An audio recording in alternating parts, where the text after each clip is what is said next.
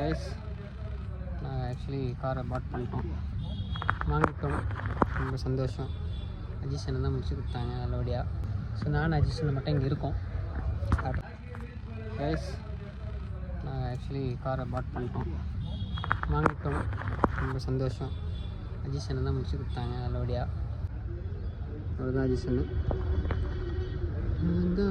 பந்திலே இந்த கார் இல்லைன்ட்டாங்க. So this is our car guys, our car. Vlog buying vlog போடுறேன் பார்த்தீங்களா கைஸ். இப்படி இருக்க கார் எப்படி மாற போகுது மட்டும் பாருங்கள். So we have Tata.